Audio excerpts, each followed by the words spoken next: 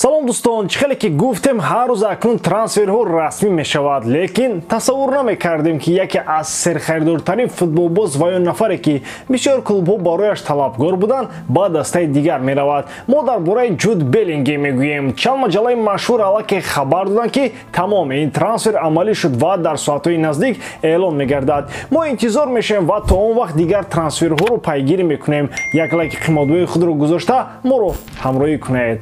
Дӯстон, ба наздики финали Лигаи Аврупо хоҳад гузашт. Рома бо сарварии Жозе Маурино соли дуюм паёпай метавонанд трофеи Евроҷумҳурро гиранд. Барои ин ба онҳо лозим мешавад ки шои Лигаи Аврупо Севильяро мағлуб созанд. Оё римиҳо метавонанд сенсатсия карда дастаи испаниро шикаст диҳанд? Тамошои ин рақобатро бо сарпарасти видеои мо ширкати 1x бозам ҷолибтар гардонед. Дар он ҷо регистратсияи осон, пур кардани маблағ аз тамоми гӯшаву канори дунё, вале аз ҳам муҳим, бонус то ҳаҷми $100 дар аввалин пардохт бо промокоди AMG 0777 ссылкаи бозӣ дар комментарияи ин видео.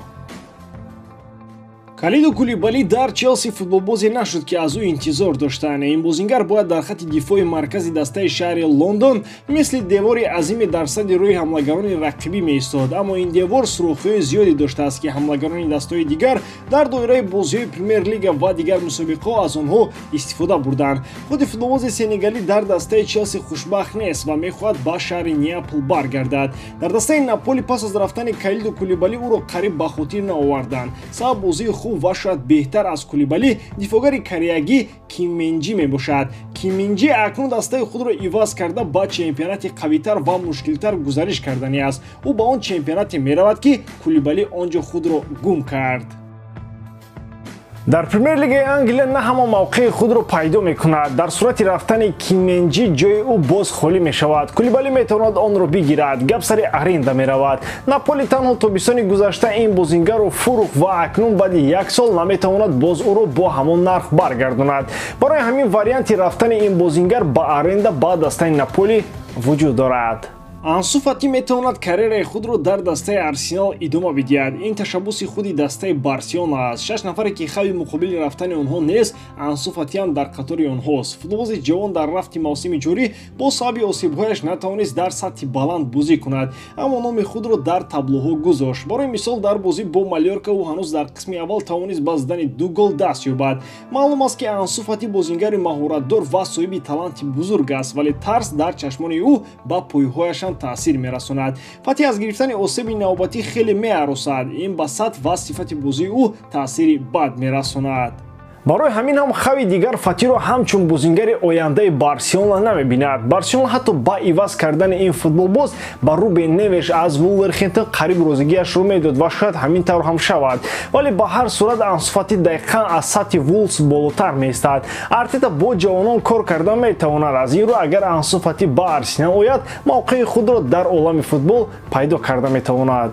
Маурисио Почеттино сармураббии дастаи Челси шуд. Акнун ин маълумоти расмӣ аст. Дигар дар хабарҳо ҳеҷ кас намегӯяд ки ғайр аз Почеттино боз ину вай метавонанд ба ҳисси сармураббии дастаи шаҳри Лондон интихоб шаванд. Челси бо мутахассиси аргентинӣ то соли 2026 шартномаи ҳамкорӣ ба имзо расонд. Мавсими футбол дар Англия тамом шуд. Танҳо бозӣ барои дарёфти ҷоми Англия мондааст ки он ба Челси ягон дахл надорад. Натиҷаи беҳтарини Челси дар ин мавсим голи бештар задан аз Холланд мебошад. Челси 38 гол дар Премер-лигаи Англия зад ва Холланд танҳо 36. Ҳамчунин Холланд натавонист ба дарвозаи ин даста гол занад. Танҳо бо ҳамин ду чиз Челси метавонад худро ором кунад. Почеттино ки бо Премер-лигаи Англия аз наздик шинос аст, кори худро дар сафи лондониҳо оғоз мекунад. Ӯ дастаро барои мавсим омода хоҳад кард. Тоттенхеми ӯ то финали Лигаи Чемпионҳо рафт ва беҳтарин бозӣ дошт. Акнун навбати Челси аст. Az нигоҳи аввал агар ба ҳайат назар афканем, чунон менамояд ки қисми бештари бозингарон бояд зери итоати поч бозии худро пайдо кунанд.